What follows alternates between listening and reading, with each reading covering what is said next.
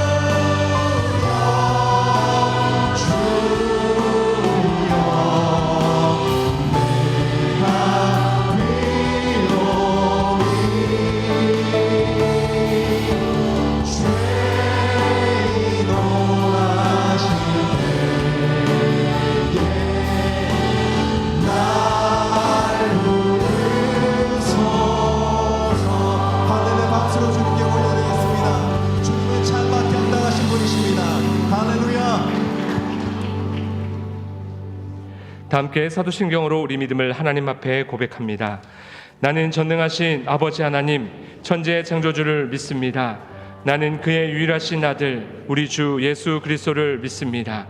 그는 성령으로 잉태되어 동정녀 마리아에게서 나시고 본디오 빌라도에게 고난을 받아 십자가에 못 박혀 죽으시고 장사된 지 사흘 만에 죽은 자 가운데서 다시 살아나셨으며 하늘에 오르시어 전능하신 아버지 하나님 우편에 앉아 계시다가 거기로부터 살아있는 자와 죽은 자를 심판하러 오십니다. 나는 성령을 믿으며 거룩한 공교회와 성도의 교제와 죄를 용서받는 것과 몸의 부활과 영생을 믿습니다. 아멘. 이 시간 다 함께 두 눈을 감고 조용한 기도로 지난 주간의 삶을 돌아보시며 회개할 것은 회개하고 감사할 것은 감사하며 주 앞에 기도하며 나아가도록 하겠습니다. 다 함께 기도하시겠습니다.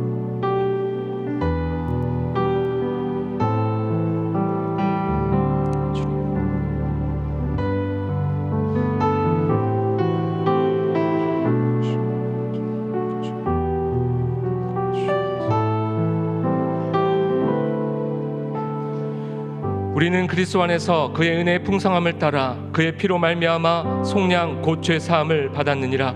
우리 죄를 속하신 예수 그리스도 이름으로 기도합니다. 아멘. 교독문 80번 고린도후서 4장 함께 교독하도록 하겠습니다. 우리가 이 보배를 지그릇에 가졌으니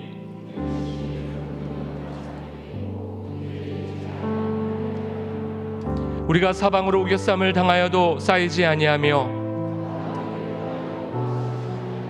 박해를 받아도 버림받지 아니하며 우리가 항상 예수의 죽음을 몸에 짊어짐은 우리 살아있는 자가 항상 예수를 위하여 죽음에 넘겨짐은 예수의 생명이 또한 우리 죽을 육체에 나타나게 하려 함이라. 아멘. 모두 자리에 앉으시겠습니다.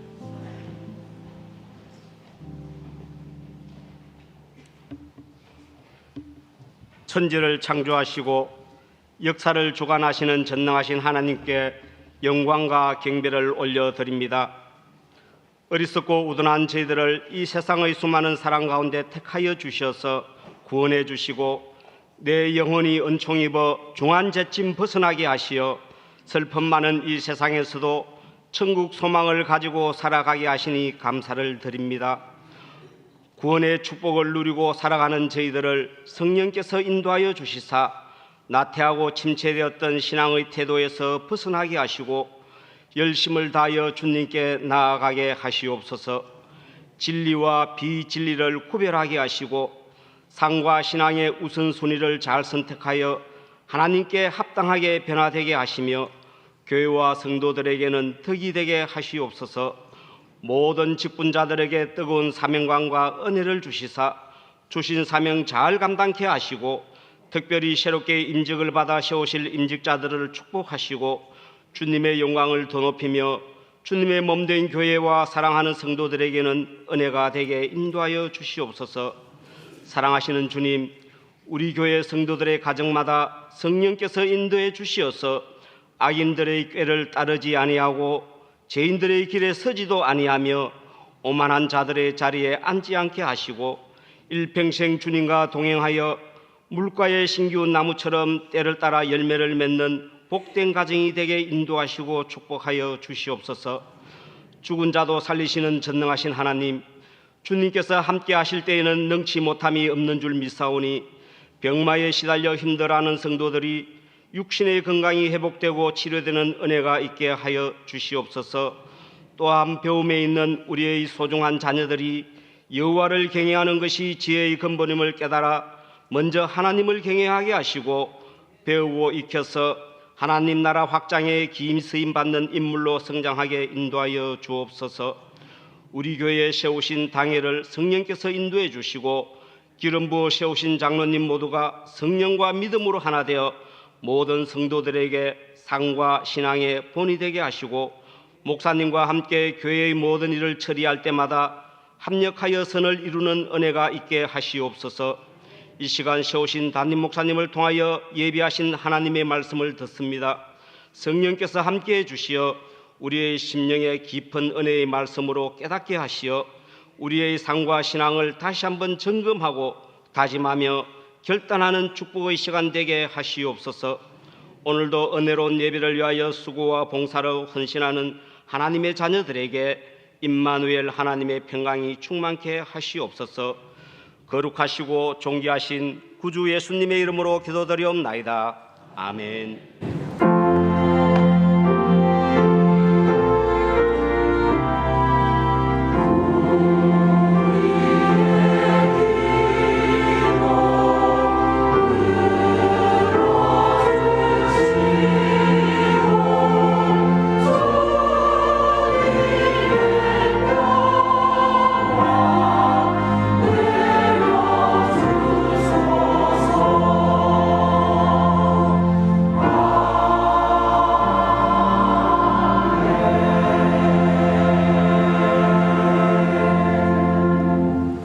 함께 예배하시는 분들과 인사하시겠습니다. 예수님의 이름으로 사랑하고 축복합니다.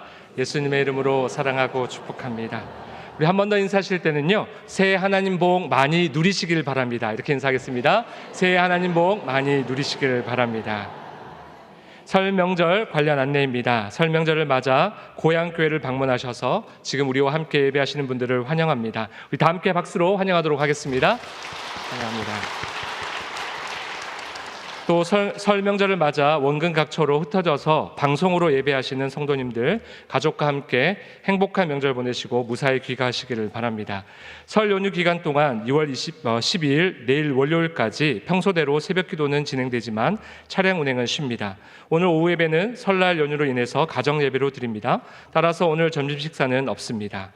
두 번째 광고입니다. 2월 17일 이번 돌아오는 토요일은 남전도회가 주관하는 교회 대청소의 날입니다. 남전도회 회원분들께서는 17일 토요일 오전 9시까지 많이들 나오셔서 교회 청소에 참여해 주시기를 바랍니다. 하나님께서 오늘 우리에게 주시는 말씀은 요한복음 10장 22절부터 39절의 말씀입니다. 제가 봉독해 올리도록 하겠습니다. 예루살렘의 수전절이 이르니 때는 겨울이라. 예수께서 성전 안 솔로몬 행각에서 거니시니 유대인들이 애워싸고 이르되 당신이 언제까지나 우리 마음을 의욕하게 하려 하나이까. 그리스도이면 밝히 말씀하소서 하니 예수께서 대답하시되 내가 너희에게 말하였으되 믿지 아니하는도다. 내가 내 아버지의 이름으로 행하는 일들이 나를 증거하는 것이거늘 너희가 내 양이 아니므로 믿지 아니하는도다. 내 양은 내 음성을 들으며 나는 그들을 알며 그들은 나를 따르느니라. 내가 그들에게 영생을 주노니 영원히 멸망하지 아니할 것이요 또 그들을 내 손에서 빼앗을 자가 없느니라. 그들을 주신 내 아버지는 만물보다 크심에 아무도 아버지 손에서 빼앗을 수 없느니라. 나와 아버지는 하나이니라 하신대 유대인들이 다시 돌을 들어 치려 하거늘 예수께서 대답하시되 내가 아버지로 말미암아 여러 가지 선한 일로 너희에게 보였거늘 그 중에 어떤 일로 나를 돌로 치려 하느냐. 유대인들이 대답하되 선한 일로 말미암아 우리가 너를 돌로 치려는 것이 아니라 신성모독으로 인함이니 내가 사람이 되어 자칭 하나님이라 함이로라. 예수께서 이르시되 너희 율법에 기록된 바 내가 너희를 신이라 하였노라 하지 아니하였느냐. 성경은 패하지 못하나니 하나님의 말씀을 받은 사람들을 신이라 하셨거든. 하물며 아버지께서 거룩하게 하사 세상에 보내신 자가 나는 하나님의 아들이라 하는 것으로 너희가 어찌 신성모독이라 하느냐. 만일 내가 내 아버지의 일을 행하지 아니하거든 나를 믿지 말려니와 내가 행하거든 나를 믿지 아니할지라도 그 이름 믿으라. 그러면 너희가 아버지께서 내 안에 계시고 내가 아버지 안에 있음을 깨달아 알리라 하시니 그들이 다시 예수를 잡고자 하였으나 그 손에서 벗어나 나가시니라. 아멘.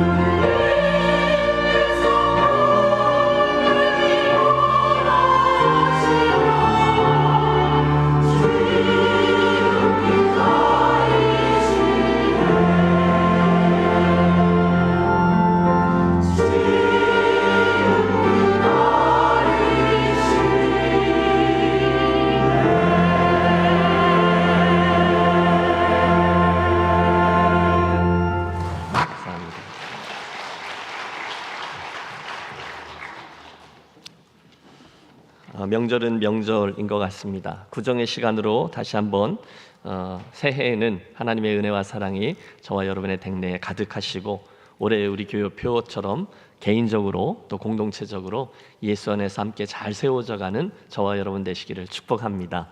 네. 명절이라서 고향을 오신 많은 분들이 계시고 또 많은 분들이 움직이셨는데요. 뜻밖의 반가운 분들이 오셨어요. 우리 교회 출신으로 베트남에 선교사로 파송돼서 사역하신 류상화 선교사님 4분 오셨는데 한번 일어서 주시면 박수로 격려하겠습니다. 예.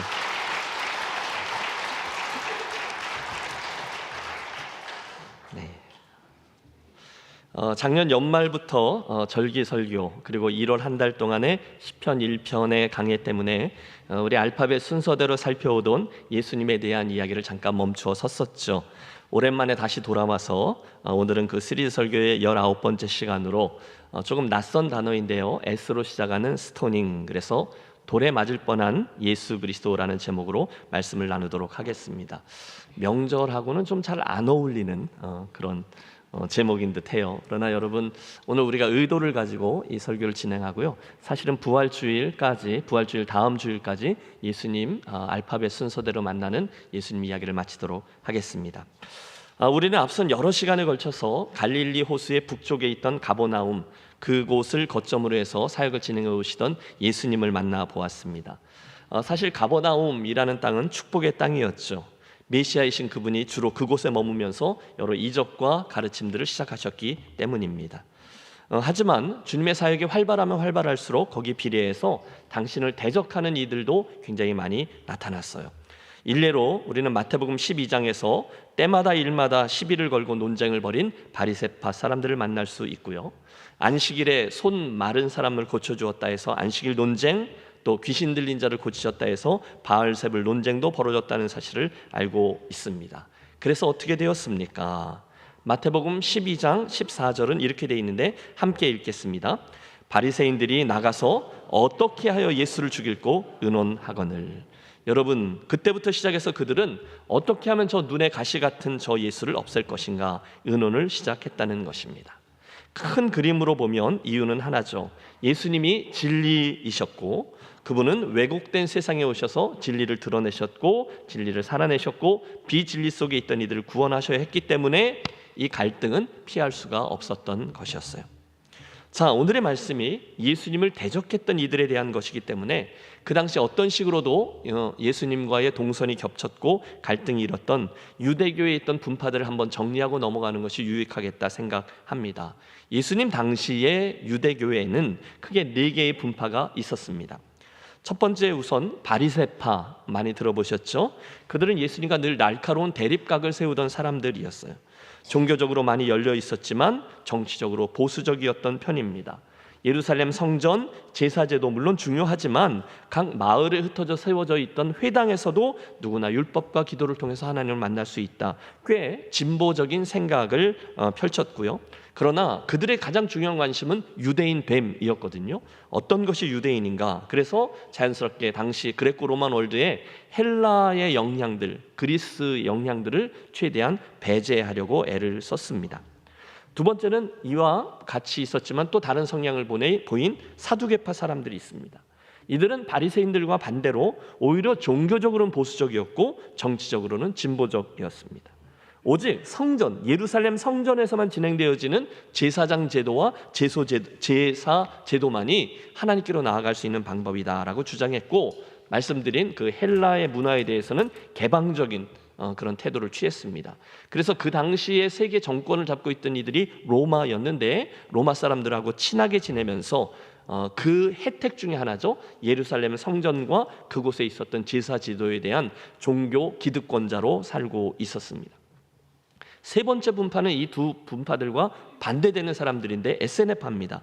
그들은 타락한 저 성전 제도, 저곳에 있었던 저 부패한 종교 지도자들에게는 소망이 없다라고 외쳤고, 우리는 너희들과 결을 같이 할 수 없다, 밖으로 뛰쳐나갔어요. 세상을 종말론적으로 이해했고 광야나 산속으로 들어가서 은둔자로 또 수도자로 금욕하며 살았습니다. 많은 사람들이 세례 요한이 지금 우리가 누구 얘기하고 있죠? 에세네파 사람이다라고 추측하고 있습니다. 마지막 네 번째 분파는 좀 특별한 사람들인데 열심당입니다. 겉으로는 바리새파 사람들과 비슷했지만 지배 계급이었던 로마에 대해서 늘 무력 항쟁을 주장했어요. 자연히 독립운동가들이죠. 무력투쟁, 암살, 선동 등을 일삼았고 이스라엘의 독립을 위해서 최선을 다했습니다. 예수님의 제자들 가운데서도 이런 셀롯인이라 해서 시몬이라는 제자가 이 열심당 출신이었습니다. 역사가 요세푸스에 따르면 그 당시 50만 명 정도가 유대 땅에 살고 있었는데 바리새인들이 그 중에 6천 명 정도였고 에세네파가 4천 명, 그리고 사두개인들은 굉장히 극소수였다고 합니다. 문제는 그 모든 분파들에게 있어서 우리 예수님은 눈의 가시처럼 비춰졌다는 것입니다. 그럴만하죠. 바리새인들은 그분의 그 가르침에 당시 사람들은 바리새인들의 가르침에 존경을 표하는 대신에 그들의 위선을 신랄하게 비판하는 예수님을 많이 주목했거든요. 사두개인들은요, 로마를 등에 업고 나름대로의 권력을 유지하고 있었기 때문에 메시아가 와서 그 땅을 해방시킨다, 이것은 반대할 수밖에 없었습니다. 열심당원들도 기회만 있으면 로마에 대항해서 무장 봉기를 일으키려고 애를 썼기 때문에 예수님이 말씀하시는 원수를 사랑해라, 오른쪽 뺨을 맞으면 왼쪽 뺨도 돌려대라, 주님의 말씀은 정말 말도 되지 않는 것이었습니다. 바로 이런 복잡한 상황 가운데 오늘의 이야기가 시작되고 있습니다. 22절, 예루살렘에 수전절이 이르니 때는 겨울이라 예수께서 성전한 솔로몬 행각에서 거니시니 유대인들이 애워싸고 이르되 당신이 언제까지나 우리의 마음을 의혹하게 하려 하시나이까? 그리스도이면 밝히 말씀하소서 하니. 여러분, 앞선 식민 지배국가인 헬라 제국으로부터 그들이 독립을 쟁취했던 날이 수전절, 지금도 지켜요. 그들의 독립기념일인데 하누카라는 절기였습니다. 절기 때마다 사람들이 많이 예루살렘에 모이죠. 그날도 그랬던 거예요. 예수님이 성전에 오셨다가 솔로몬 행각 앞을 지나가실 때 그분을 알아본 나사렛 예수다 알아본 유대인들이 다가와 그분을 삥 둘러 쓴 겁니다. 여러분, 이 시간 제가 주 앞에 가서 쓸 테니까 여러분 저를 뺑 둘러 써보십시오. 그리고 아주 호전적인 눈빛으로 저를 쳐다보는 거예요. 그런 분위기예요. 묻습니다. 당신이 언제까지나 우리들의 마음을 의혹하게 하려 하시나이까? 그리스도이면 밝히 말하시오. 당신 정말 그리스도 맞습니까? 그렇다면 확실히 좀 말해주시오. 주님이 대답하십니다. 25절이에요. 내가 너에게 말하였으되 믿지 아니하는도다. 내가 내 아버지의 이름으로 행하는 일들이 나를 증거하는 것이오늘 너희가 내 양이 아니므로 믿지 아니하도다. 여러분, 예수님은 이미 지금까지 여러 번 하나님이 보내신 그리스도 메시아라는 사실을 직접 간접으로 말씀하셨습니다. 사마리아 여인을 만났을 때에도, 소경된 자를 고치셨을 때에도 당신은 당신의 메시아됨을 밝히셨죠. 그뿐 아니라 당신은 기회가 있을 때마다 숱한 기적과 이사를 통해서 하나님이 보내신 이의 능력을 드러내 보여주셨어요. 그런데 문제는 사람들이 그분의 그 모든 능력과 말씀과 이적을 보고 들었음에도 불구하고 여전히 그분을 받아들이지 않았다는 거예요. 믿지 않았다는 거예요. 그리고는 지금 마치 자기들이 믿지 않고 있다는 것의 책임이 분명히 말하지 아니하는 예수님에게 있는 것처럼 몰아가고 있는 겁니다. 지금 분위기는요, 그들이 예수는 그리스도가 아니다라고 판단하고서 예수님의 입에서 나는 그리스도가 아니다라는 말을, 대답을 듣기를 그들이 지금 강요하고 있는 것입니다. 사실 사람들은 그때나 지금이나 별로 달라지지 않았습니다. 안 믿는 사람 상상해 보십시오. 그들은 아무리 설명을 해도, 우리들이 아무리 간증을 해도, 심지어 아무리 믿을 만한 증거를 내놓아도 절대로 믿으려고 마음문을 열지 않아요. 믿지 않기로 이미 결정하고 그 이야기를 안 듣고 안 믿기를 이미 선택했습니다. 안타까운 건 그때 자기들이 믿지 아니하는 일에 대한 책임이 자기들에게 있지 아니하고 자신들을 믿지 못하게 하는 하나님에게 있다고, 허무맹랑한 책 성경에 있다고, 나아가 엉터리 같은 교회에 있다라고 핑계를 댑니다. 그때나 지금이나 별반 차이가 없다는 거예요. 믿지 않는 이들은 여전히 강팍합니다. 그들에게 공통점이 있어요. 자기를 이해시켜 달라는 겁니다. 그들의 그 진리를 자기들의 이성과 경험 안에 담아달라고 우리들에게 요구합니다. 우리들의 영혼 깊은 곳에서 울리고 있는 이 신앙을 과학적으로, 이성적으로, 그들의 경험적으로 증명해 달라는 거예요. 그런데 그게 잘 흡족하지 않다고 막 화를 내죠. 우리는 압니다. 그건 설명이 되지 않아요. 믿음의 영역이에요. 감동이 있어야 돼요. 성령이 다스림이 있어야 돼요. 은혜가 주어져야 되고요. 선택과 결단이 있어야 합니다. 지식을 믿는 게 아니거든요. 사랑하는 여러분, 함께 기억하겠습니다. 오늘 예수 믿는 저와 여러분의 믿음은 지성이 아니라, 지적인 이해가 아니라 은혜로만 주어지는 줄로 믿습니다. 그 순간에 우리가 그 진리를 받아들이기로 선택하고 우리 인생을 그 진리에 투신했을 때, 그때 우리 가지고 있는 진리가 우리 안에서 살아 역사하고 어느 날 바뀌게 되는 거죠. 하지만 그날 예수님께 나온 이들은 그렇지 않았어요. 자기들이 이해할 수 있도록 당신이 그리스도이면 빨리 행하든지 설명하라는 겁니다. 바로 그때 그 강팍한 태도로 도전하고 있던 이들에 대해서 주님이 26절에 말씀합니다. 너희가 내 양이 아님으로 믿지 아니하는도다. 내 양은 내 음성을 들으며 나는 그들을 알며 그들은 나를 따르느니라. 여러분, 오늘 우리가 출발할 때 생각하려고 하는 것은요, 오늘 우리가 믿는 예수님, 그 믿음에 대한 거예요. 특별히 우리가 얻게 된 이 구원의 신비에 관한 한 우리 사람의 경험적인 언어로 표현할 수 없는, 설명할 수 없는 부분이 분명히 있습니다. 믿음은 신비한 거예요. 주님은 그 부분을 이렇게 표현하시죠. 내 양은 내 음성을 들으며 나는 그들을 알며 그들은 나를 따르느니라. 여러분, 이건 경험적으로도 맞아요. 똑같은 진리가 선포되는데 어떤 분들은 그 진리를 받고 구원을 얻지만 어떤 분들은 그것을 믿지 않아 구원을 얻지 못한다는 거죠. 그리고 나서 28절에서 30절까지 주님의 엄청난 선언이 주어져요. 여러분, 영생의 주인 되신 그분께서 믿는 우리들에게 하신 말씀이 아닐까 싶습니다. 크게 한번 합독합니다. 내가 그들에게 영생을 주노니 영원히 멸망하지 아니할 것이요 또 그들을 내 손에서 빼앗을 자가 없느니라. 그들을 주신 내 아버지는 만물보다 크심에 아무도 아버지 손에서 빼앗을 수 없느니라. 나와 아버지는 하나이니라 하신대. 할렐루야. 여러분, 성도가 이런 존재라는 거예요. 그리스도인은 주님의 이 말씀 그대로 예수님이 영생을 소유하셨으며 또한 우리들에게 당신의 영생을 나눠주시는 분임을 분명히 믿는 사람들이에요. 그리스도인은 또한 그분이 영생을 소유했기 때문에, 그분이 그 영생을 우리에게 나눠주셔서 내가 영생을 소유했기 때문에 나는 이 말씀 그대로 영원히 멸망치 않고 이 땅에서부터 죽음이라는 단계를 거쳐서 이어지는 내세까지 하나님의 영생, 영원한 생명에 참여할 것을 믿는 존재들입니다. 저와 여러분이 그런 존재라는 거예요. 그런데 문제가 있습니다. 뭡니까? 언제나 그 말씀을 믿지 않는 이들이 그때도 있고 지금도 있었다는 거예요. 단순히 믿지 않는 것뿐이 아니라 주님을 대적하죠. 오늘 본문에서는 그런 이들을 주목하려고 하는 거예요. 내가 저희에게 영생을 준다. 내 아버지는 만유보다 크시다. 나의 아버지는 하나이다. 나와 아버지는 하나이다 라는 말씀을 듣는 순간 예수님을 둘러싸고 있던 유대인들의 반응이 싸늘해지나 과격해지죠. 31절, 유대인들이 다시 돌을 들어 치려 하거늘. 드디어 오늘 스토닝, 돌을 들어 주님을 치려하는 대적자들의 강팍한 모습이 보이기 시작합니다. 더 이상 주님의 그 말씀 듣기 싫다는 겁니다. 특히 나와 아버지는 하나이니라 라는 선언이 가장 듣기 힘들었을 거예요.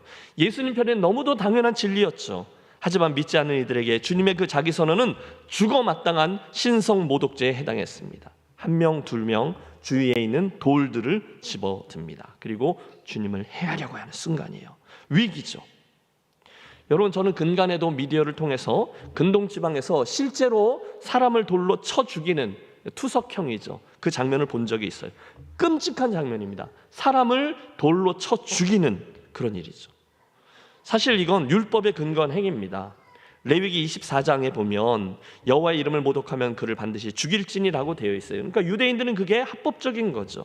그런데 지금 예수라는 젊은 랍비가 나타나서 내가 곧 하나님이다, 나를 본 자는 하나님을 본 거다, 나와 아버지는 하나이다 라고 얘기하니 그들이 돌을 집어든 거죠. 여러분, 사도행전 7장에 보면 스데반이 돌에 맞아 죽임을 당해요. 왜 죽었죠? 예수님을 가리쳐 하나님이라고 말했기 때문입니다. 사도행전 14장에 가면 이고니온의 바울과 바나바가 돌에 맞을 뻔하죠. 실제로 그 옆에 도시 루스드라에서는 돌에 맞아 죽기 직전까지 갑니다. 똑같습니다. 예수는 하나님이다 라고 말했기 때문이죠. 슬프게도 이 일은 오늘도 세계 곳곳에서 여전히 반복되고 있습니다. 많은 이들이 예수님을 구원자로 믿는다는 이유 때문에 돌에 맞아 죽고 불에 타서 죽고 목베임을 당해 죽고 산채로 땅에 묻혀 죽습니다. 지금 현재형으로 일어나는 일입니다. 수없이 많은 이들이 그 핍박을 피하기 위해서 고향을 등져야 합니다. 언제나 복음을 믿는 이들에게 대적자가 있다는 거예요. 언제든 예수 그리스도와 그분의 진리를 그분을 진리로 여기지 않아요. 시간 관계상 오늘의 논점은 뒷부분에 있기 때문에 간략히 요약해 봅니다. 주님이 묻습니다. 너희들이 왜 지금 돌을 들고 나를 충혈된 눈으로 쳐다보고 있는 사람들에게 말씀하시는 거죠. 어쩐 일로 나를 돌로 치려 하느냐? 유대인들이 대답하죠. 신성모독으로 임하니 내가 사람이 되어 자칭 하나님이라 하미로다. 그때 주님 구약의 말씀을 인용하시면서 성경에도 하나님의 일을 위임받은 사람을 신이라고 한 적이 있지 않느냐? 그런데 어찌 하나님께서 직접 보내심을 받은 내가 하나님의 아들이라고 말하지 못하겠느냐? 나의 말을 믿지 못하려거든 내가 행하는 이 일을 보고 믿으라 말씀하세요. 그리고 갑자기 본 사건은 39절 이런 말씀으로 마무리되죠. 잘 보십시오. 그들이 다시 예수를 잡고자 하였으나 그 손에서 벗어나 나가시니라. 다시요. 그들이 다시 예수를 잡고자 했으나 그 손에서 벗어나 나가시니라. 여러분 그 장면에 주의를 기울여 보세요. 무슨 일이 일어나고 있습니까? 우리는 저 앞에 24절을 알고 있어요. 유대인들이 주님을 애워싸고 있었던 거예요. 여러분 지금 이 상황이 단순히 주님을 미워하던 몇몇 사람들과 주님 사이에 일어난 일이 아니었어요. 많은 이들, 군중들이 주님을 둘러싸고 핍박했고 실제로 돌을 들어 치려 했던 심각한 상황이에요. 토론, 논쟁 이런 게 아니라 실제로 그의 생명을 앗아가려고 핍박하고 해하고 당신을 살해하려고 하는 일촉즉발의 상황입니다. 자, 여기서 여러분 잠깐 스톱, 숨을 멈추시고요. 그 장면을 사진으로 찍으십시오. 진리와 비진리가 마주대하고 있는 상황 찍으셨죠? 그걸 위에서 영적인 눈으로 한번 바라봐 주십시오. 여러분 지금 진리를 말씀하시는 예수님을 강하게 대적하고 있던 유대인들 뒤에 누가 자리하고 있는 것이죠? 사탄입니다. 우리의 원수 마귀예요. 지금 예수님을 가로막고 예수님을 그 돌로 살해해서 십자가의 길을 막으려고 했던 그들 뒤에 누가 있다고요? 사탄이 있습니다. 똑같습니다. 오늘도 예수 믿는 이들을 손가락질하고 어떻게 해서든지 주님의 교회를 망가뜨리고 해하려고 하는 이들의 뒤에 누가 있어요? 사탄이 있습니다. 속이는 자, 비진리를 외치는 자, 거짓의 영이 그들이에요. 그들은 어떻게 해서든지 참 진리를 향한 사람들의 눈을 가립니다. 그 사람들의 귀를 막아요. 들리지 않게 해요. 저는 지금 그 보이지 아니하는 전쟁터를 지적하고자 하는 거죠.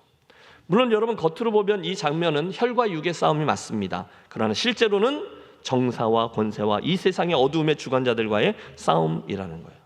맞아요, 여러분. 사단은 지금 이 본문의 사건이 일어나는 순간에 유대 땅에 지금 면면이 흐르고 있는 하나님의 구속사를 방해할 목적으로 개입한 거죠. 더 구체적으로 말하면 그 뭔가 심각한 일이 벌어지고 있다는 것을 알면서 사탄은 어떻게 해서든지 예수님의 그 구속사를 향한 그 걸음을 멈추려고, 회방하려고, 망가뜨리려고 애를 쓰는 거죠. 예수님이 태어날 때는 헤롯 왕을 통해서 근교에 있던 2살 아래 사내아이들을 다 말살시키지 않습니까? 그런 일이 똑같이 벌어지고 있는 거예요.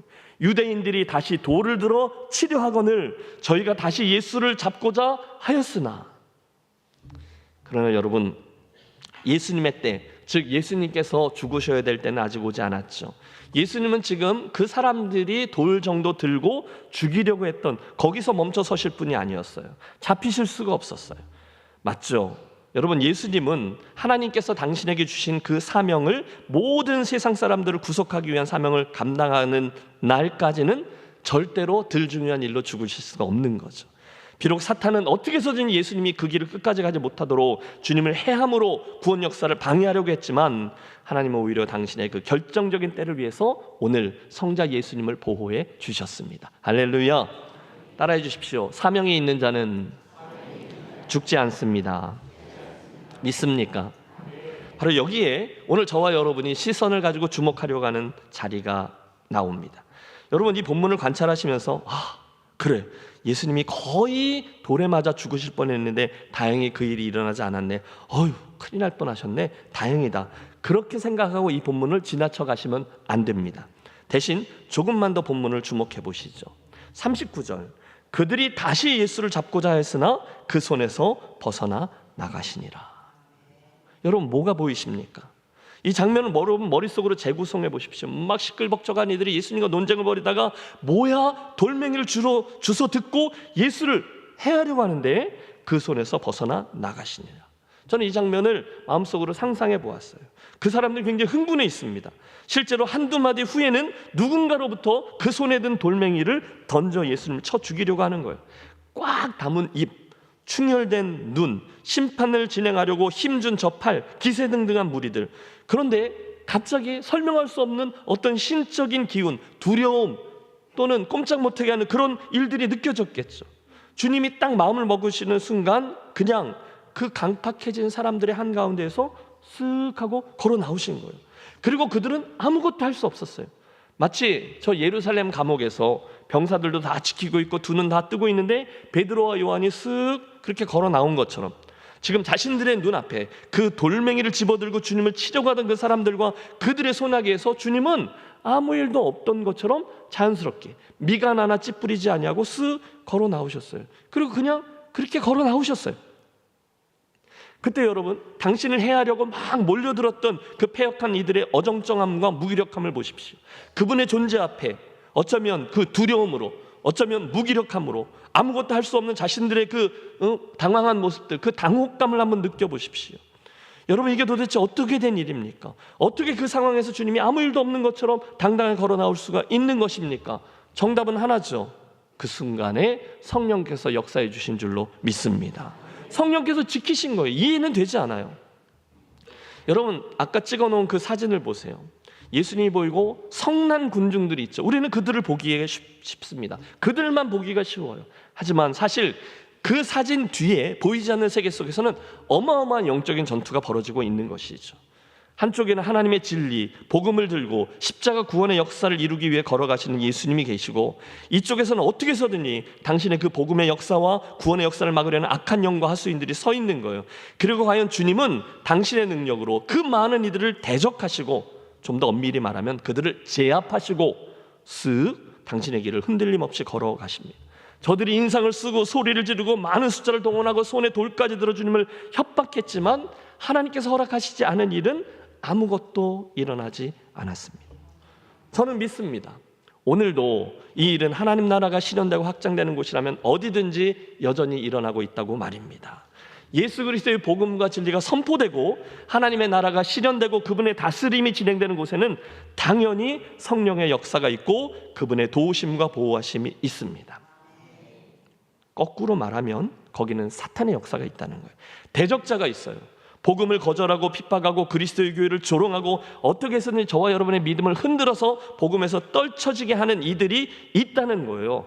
그러므로 그들을 인지하시고 우리는 성령님의 도우심과 지키심을 늘 간구해야 될 줄로 믿습니다.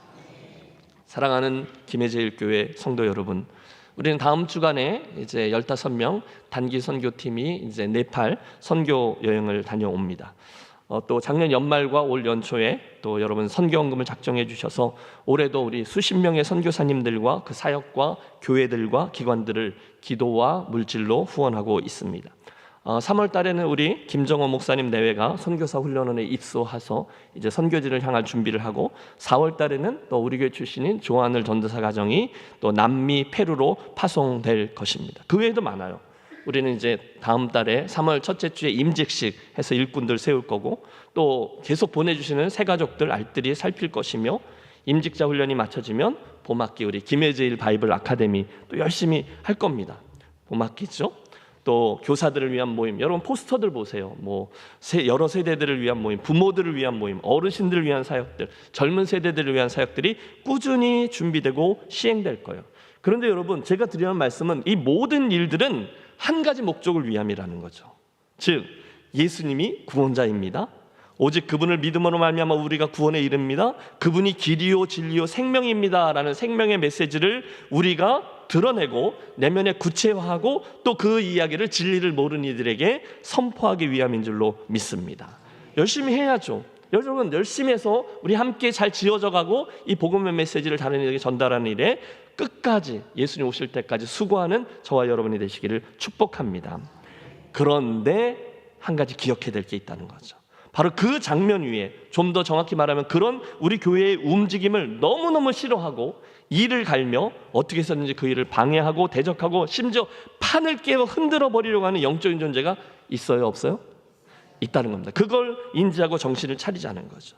심지어 예수 그리스도 그분에게까지 방해하고 대적하는 영적 세력이 있다면, 아니 사도 바울에게 또 베드로에게 그런 능력의 일꾼들에게도 대적해서 나왔던 영적인 존재가 있다면, 함께 지어져 가느니라 라는 표어 아래 달려가는 우리 교회에게도 분명히 그런 대적자들이 상하 좌우에 있다는 거예요. 그걸 유념하고 정신을 차리고 대비하자는 거죠.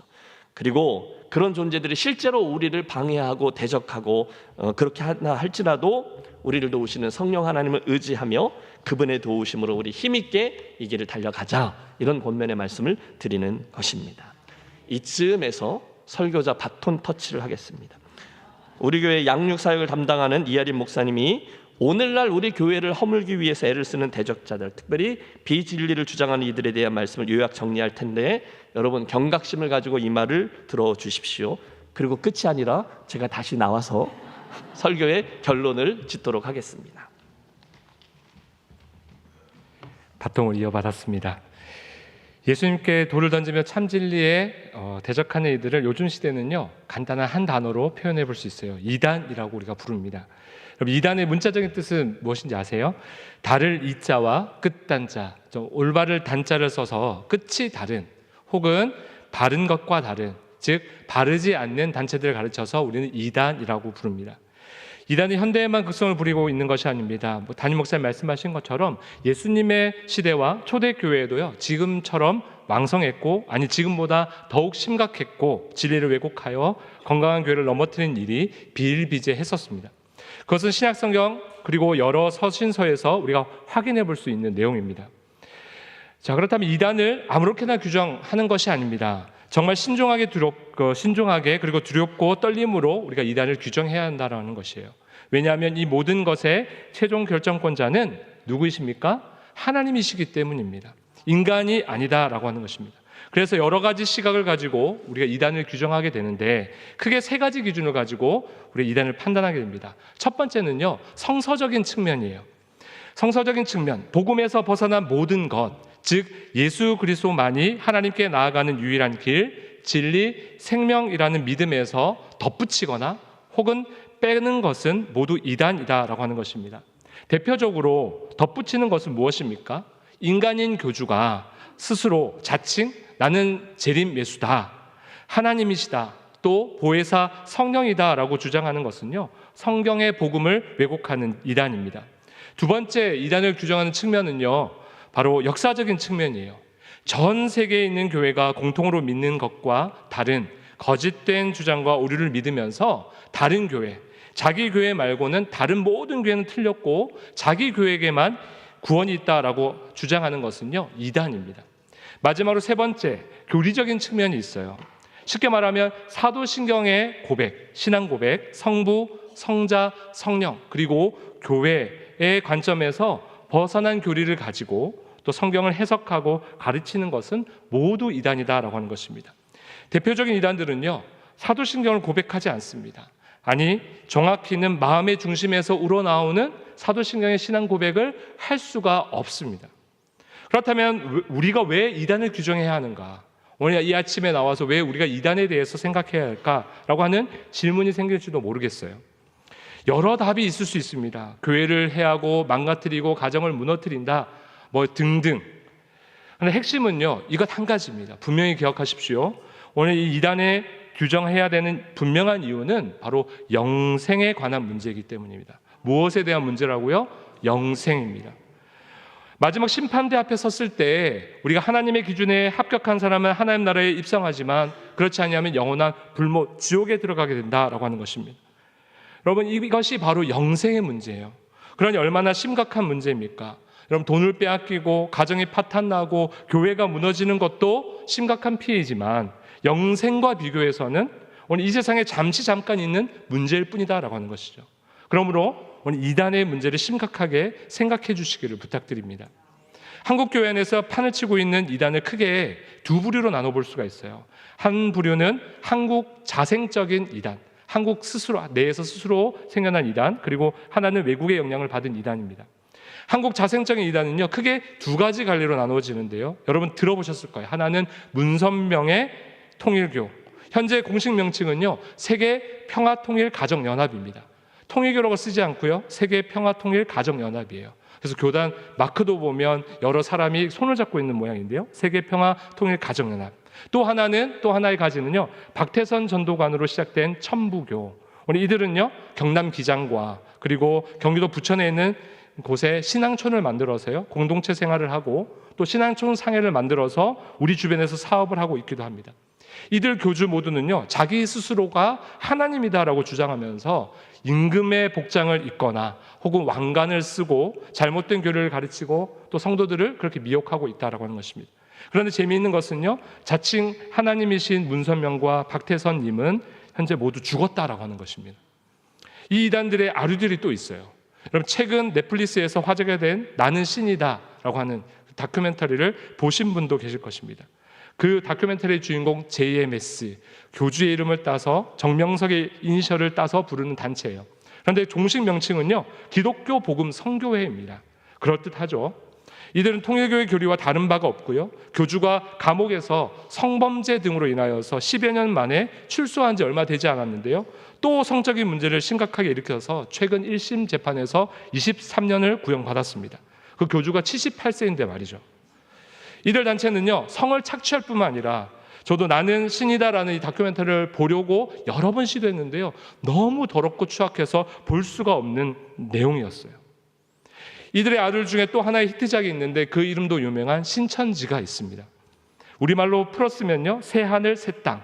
그럼 마지막 때에 예수님의 재림으로 임하게 될 완전한 구원의 장소가 자기들 밖에 없다라고 주장하는 단체입니다. 오늘 이들은 지난 코로나 시절에 더욱 유명해졌어요.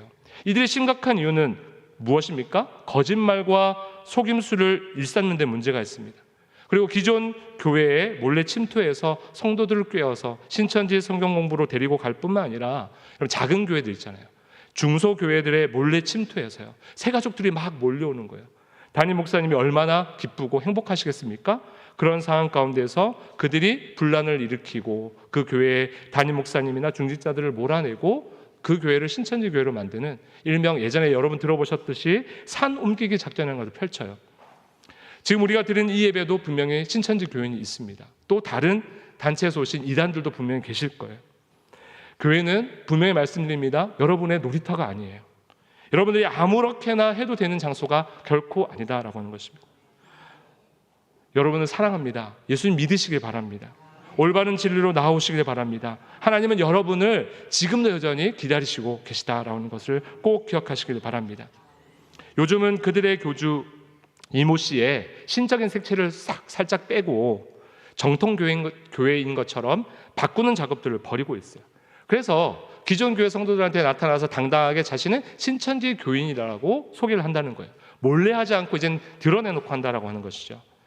지난주에요, 제가 신방을 다녀오는데요, 2층 교육자실로 계단을 타서 걸어 올라오다가 보면, 여러분도 걸어 올라오시다 보면 게시판이 있잖아요. 그 게시판에서 한 중년의 신사분이 그 게시판을 보면서 우리 교회 일정들을 쭉 보고 계시더라고요. 그래서 한눈에 보아도 우리 교회 교인이 아닌 것을 제가 알고 그냥 정중하게 인사드렸어요. 안녕하세요 하고 인사를 드리고 올라오려는데 그분이 저를 굳이 붙잡으시더라고요. 자기를 소개해요. 제가 부산에 있는 모 고신측 교회에서 오랫동안 사찰 집사를 하셨대요. 그리고 또 다른 교회에서 그렇게 했고 신앙생활 열심히 했다라고 하는 것이죠. 그런데 자기가 그럼에도 불구하고 참 진리를 발견하지 못했다라고 합니다. 그런데 최근에 자기가 참 진리를 발견했는데 그것이 바로 신천지였다라고 하면서 자신을 신천지 교인이라고 드러내놓고 이야기를 하더라고요. 제가 목사인 것을 분명히 말씀드렸고 알고 계신데 너무 침착한 목소리로 자신이 신천지 교인이라고 소개하시길래 제가 마음속으로 무척 당황했지만 저도 꿀리면 안 될 것 같아서 침착하게 아 그러세요?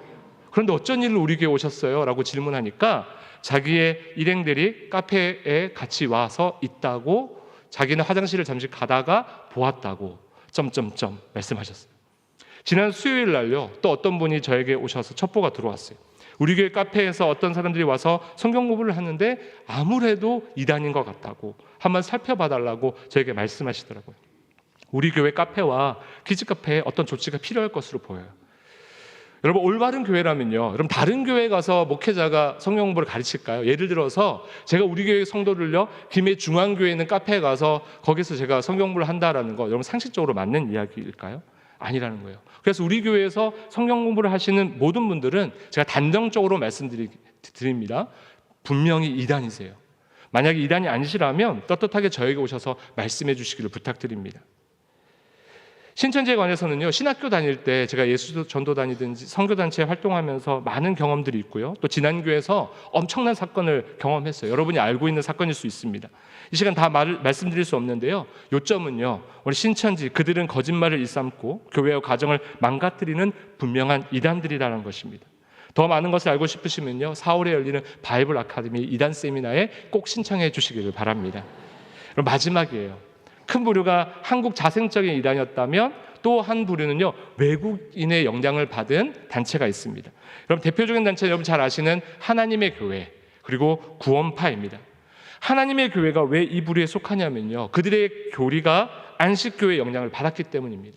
여러분 이 하나님의 교회 교주가 누군지 아세요? 안상홍. 한 번쯤은 다 들어보셨을 것입니다. 이 안상홍이 어렸을 때 안식교 교인이었어요. 그래서 토요일 안식일에 예배 드려야 한다. 여자는 흰천을 쓰고 예배 드려야 된다. 그리고 예수님의 십자가 이후 시대, 지금 신약의 시대를, 성령의 시대를 살고 있으면서 지금 이 시대도 유월절을 지켜야 한다 등 여러 가지 잘못된 교리를 가르치고 있습니다.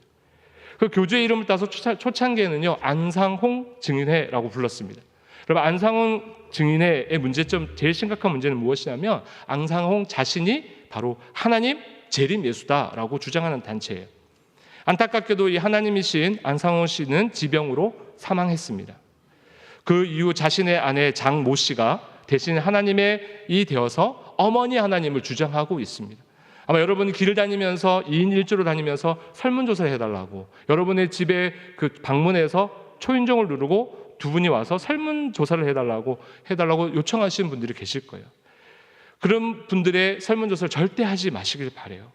그들의 허무맹랑한 주장 중에요, 어떤 주장이냐면 3차 세계대전이 이제 앞으로 열리게 될 건데, 혹은 북한의 핵공격이 있을 것인데 유일하게 진짜로 핵공격을 받아도 무너지지 않고 살아날 수 있는 곳이 있는데 그곳이 바로 하나님의 교회 성전이다라고 주장을 합니다. 그래서 전국 곳곳에 크고 멋지게 의리의리하게 짓고 있어요. 김해에도 있습니다. 그래서 그 건축을 해야 된다고 주장하는 것이죠. 여러분 교회에 불만 있는 많은 사람들에게 접근을 합니다. 특히 헌금에 관계돼서 불만 있는 사람에게 접근해서 하나님의 교회는 헌금을 강요하지 않습니다. 하지만 여러분 하나님의 교회 가시잖아요. 그럼 여러분도 모르게 가족당 수억의 헌금을 강요받는 일이 벌어지게 된다는 거예요. 왜요? 바로 하나님의 교회가 철옹성 같은 요새이기 때문에 그렇게 주장하고 있습니다. 마지막은요, 외국 선교사 존 딕이라고 하는 사람의 가르침을 받아서 여러분 구원파가 발생하게 되는데 크게 세 부류의 사람들이 있어요.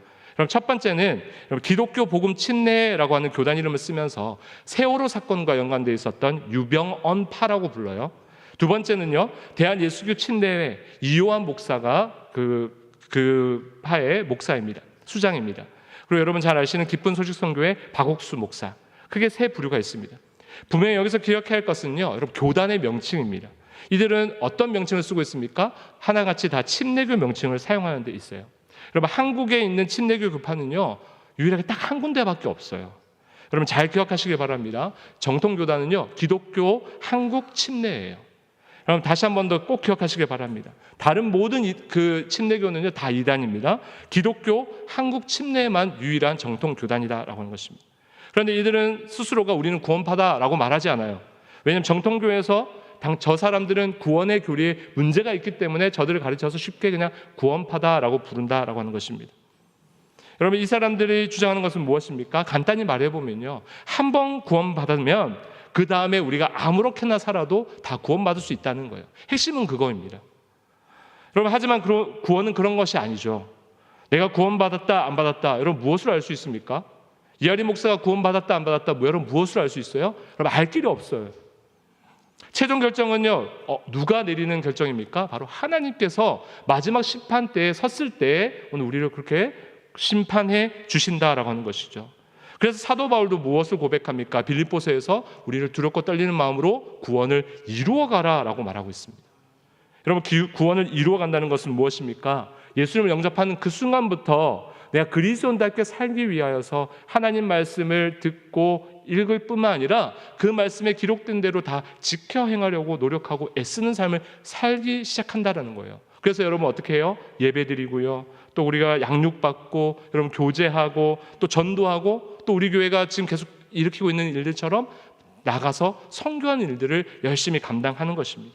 그런데 구원파는요, 이미 구원이 완성되었다고 주장하고 또 자기들에게만 구원이 있다라고 주장한다라는 것입니다. 그럼 정리합니다. 여러분, 이단은요, 다시 한번 귀 기울여 들어주십시오. 영생의 문제예요. 기억하십시오. 영원의 문제다라고 하는 것입니다. 건강한 성도는요, 절대로 이단에 끌려가서 빠지지 마시길 바랍니다. 혹 이 자리에 계신 우리 이단에서 몰려오신 분들이 계시다면 여러분, 예수님 믿으시고 올바른 진리로 나오셔서 참 구원을 받으시기를 주님의 이름으로 축복합니다.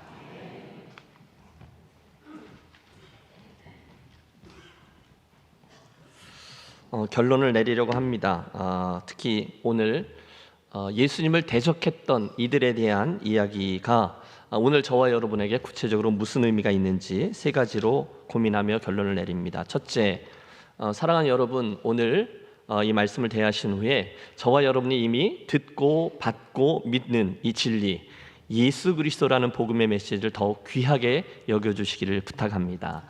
따라해 주십시오. 주여, 나로 믿게 하신 진리로 인하여 감사합니다. 주여, 나로 믿게 하신 진리로 인하여 감사합니다. 믿습니까?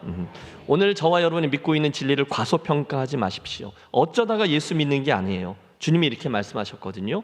너희가 내 양이 아님으로 믿지 아니하는도다. 내 양은 내 음성을 들으며 나는 그들을 알며 그들은 나를 따르느니라. 무슨 뜻입니까? 그것은 오늘 이렇게 예수를 믿고 구원받아 이 길을 걷는 것은 저와 여러분이 그분의 양이라는 사실을 반증한 것이죠. 여러분, 기뻐하십시오. 저와 여러분은 이 세상의 가장 귀한 진리, 예수 그리스도를 믿고 따르는 그분의 양입니다. 가장 소중한 그 진리를 믿어 구원받고 영생에 이르렀고 사망에서 생명으로 옮겼으며, 믿지 않는 이들에게는 심판대이지만 예수 믿었던 우리들에게는 그것이 바로 시상대인 줄로 믿습니다. 그뿐이 아니라 그분이 선언하셨어요. 내가 그들에게 영생을 주노니 영원히 멸망하지 아니할 것이요 또 그들을 내 손에서 빼앗을 자가 없느니라. 아멘. 어떤 이들은 예수와 진리, 교회에 대해서 대적자의 인생을 삽니다.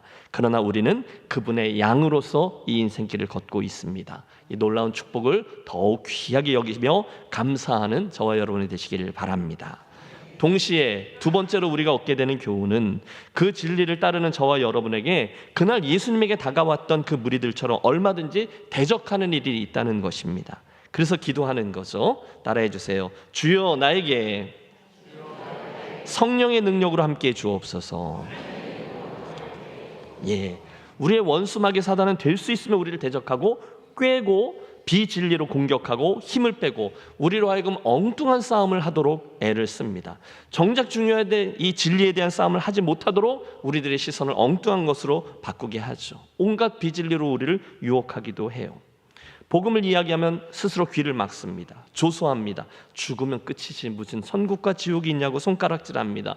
요즘이 어떤 세상인데 아직도 예수를 믿냐고 깔깔댑니다. 그 정도만 해도 양반이죠. 어떤 이들은 예수가 그리스도일 리가 없다고 미리 단정 지어놓고 우리에게 아니다라는 이야기를 강요합니다. 또 지금 들은 말씀처럼 현재적으로 각종 이단 사상들이 꾸준히 교회를 넘어뜨리려고 온갖 모략을 쓰고 있습니다. 모두 다 끔찍한 영적인 전쟁터인 것이죠. 그러나 기억하십시오. 그 영적 전쟁터에서 늘 저와 여러분을 지켜 보호하시는 분이 계십니다. 누구죠? 네, 우리 예수 그리스도죠. 유대인들이 다시 돌을 들어 치려 하거늘 그들이 다시 예수를 잡고자 하였으나 그 손에서 벗어나 나가시니라. 여러분, 오늘도 그런 전쟁터에서 우리를 보호하시는 성령 하나님이 계심을 우리 믿습니다. 그래서 주여, 주의 성령으로 우리 믿음의 길을, 우리 공동체 행보를 지키고 보호해 주옵소서라고 구하는 거죠. 마지막, 그런 승리의 길을 가기 위해서 헌신하며 이 길을 걸을 때 저와 여러분의 믿음이 더욱더 곤고해지기를 소원하며 기도하는 그런 저와 여러분이 되시기를 바랍니다. 함께 고백하시죠. 주여, 나에게 견고한 믿음을 주옵소서. 예, 저는 우리들에게 예수 그리스도는 구원자입니다라는 믿음이 있는 것이 은혜요 축복이라고 말씀드렸어요. 심지어 우리를 대적하는 이들이 다가온다 할지라도 성령의 도우심으로 이를 이겨내자 말씀드렸습니다. 그런데 막상 그런 일이 벌어질 때 내가 정말로 그렇게 반응하고 살아가기 위해서는 오늘 주께서 해주신 말씀을 분명히 믿는, 여러분 잘 들으세요. 믿고 있겠지가 아니라 나는 믿고 있을 거야가 아니라 정말로 확신하고 믿는 믿음이 있어야 된다는 거죠. 그래야 흉내가 아니라 진짜 헌신이 되는 거예요. 텔레비전에 가끔 서커스 공연이 나오는데 고소공포증이 있는 제가 가장 싫어하는 서커스가 있는데 그건 공중고개입니다. 서커스 단원들이 그 높은 곳에서 팀을 이루어서 그네를 타다가 이리 뛰고 저리 뛰고 나중에 뛰기만 합니까? 공중 돌기를 하고 두 사람이 막 엇갈려 뛰고 막 가슴이 막 뜁니다. 여러분 좀 공감 능력을 가져주세요. 그런 일이 막 눈앞에 벌어지고 있어요. 근데 저는 그걸 볼 때마다 어떻게 저렇게 담대하게 일을 할 수 있을까? 여러분 어떻게 그게 가능할까요? 연습을 많이 해서요? 그것도 답이죠. 더 중요한 것이 하나 있는데 그것은 카메라가 잘 보여주지는 않지만 그 아래에 쳐져 있는 그물 때문입니다. 거기에 그물이 있다는 것을 그들이 알아요. 혹시나 실수를 하더라도 결코 다치지 않는다는 것을 저들이 알아요. 그래서 담대한 쇼가 가능하죠. 그런데 만약에 누군가 그 그물을 치워버렸어요. 어떻게 될까요? 그 단원들의 몸은 딱딱하게 굳습니다. 자칫 실수해서 그 누군가 떨어지면 어떻게 된다는 것을 너무 잘 알아요. 그래서 그렇게 못하는 거죠. 저는 영적으로도 동일하다고 믿습니다. 여러분, 저와 여러분이 믿음의 길을 걸어갈 때 주님을 위해서 내 몸을 던지기도 하고 헌신도 하고 투신하고 그런 일이 가능하려면 내가 어떤 모습으로 한다 할지라도 혹시나 실수하여 떨어지더라도 나를 받아주시는 주님의 변치 아니하는 사랑이 저기 있지. 할렐루야. 그 믿음의 그물이 오늘 저와 여러분에게 필요한 거죠. 그런데 오늘의 이 말씀이 그 그물이라는 거예요. 내가 그들에게 영생을 주노니 영원히 멸망하지 아니할 것이요 또 그들을 내 손에서 빼앗을 자가 없느니라. 그들을 주신 내 아버지는 만물보다 크심에 아무도 아버지 손에서 빼앗을 수 없느니라. 그 사실을 믿을 때 우리는 과감하게 이 믿음의 길을 걷죠. 인생을 투신합니다. 인생을 들여 헌신합니다. 그때에는 비록 손해볼 것 같고 분명 힘들 것 같지만 얼마든지 뛸 수 있어요. 왜요? 그분 사랑의 그물이 저기 쳐져 있는 것을 알고 있는 거죠. 주여 나를 양이라 말씀하시고 그런 나를 아버지에게서 빼앗을 자가 없다 말씀하신 주님을 내가 더 믿고 의지합니다. 저희 믿음을 강하게 하옵소서. 말씀을 정리합니다. 스토닝, 돌에 맞을 뻔한 예수 그리스도, 그때나 지금이나 예수님의 그 십자가의 길을 방해하고 구원의 도를 대적하는 이들은 항상 있어 왔어요. 바라기는 그 와중에 설명할 수 없는 주님의 선엄적인 은혜로 구원의 복음을 듣고 믿고 영생을 소유한 저와 여러분들에게 주님이 이같이 큰 은혜를 부어주셔서 세 가지, 내가 가지고 있는 믿음을 더욱더 귀하게 여기고 감사하고 또 대적자들의 반대와 핍박에도 성령의 도우심으로 승리하며 마지막으로 오늘 선언해 주신 주님의 말씀을 견고히 믿어 결국 주님의 양됨, 그 승리를 선포하는 복된 그리스도인들과 우리 교회가 되시기를 주의 이름으로 축원합니다. 네, 기도하겠습니다. 사랑의 하나님, 돌을 들어 치기까지 예수 그리스도와 진리를 대적하고 핍박하던 이들에게 주의 성령으로 예수님 지켜주시고 승리케 하시며 끝까지 사명을 향해 최후 승리를 얻기까지 나아가게 하신 것 감사합니다. 바로 그처럼 바라고 구하오니 그 뒤를 따라 제자의 길을 걷는 우리 김해제일교회 성도들 한 분 한 분을 복 주셔서 우리에게 주신 진리와 영생의 선물과 주님의 양이 되어진 복을 기뻐하고 감사하며 혹시 오늘도 우리 앞에 다가서는 사탄 마귀의 권세와 회방에서 승리하고 결국 견고한 믿음으로 헌신의 길을 완주해내는 복된 주님의 양, 주님의 군사 아름다운 교회만 되게 해 주시옵소서. 우리 주 예수 그리스도 이름으로 축복하며 기도하옵나이다. 아멘. 함께 일어나셔서 결단하며 찬양합니다.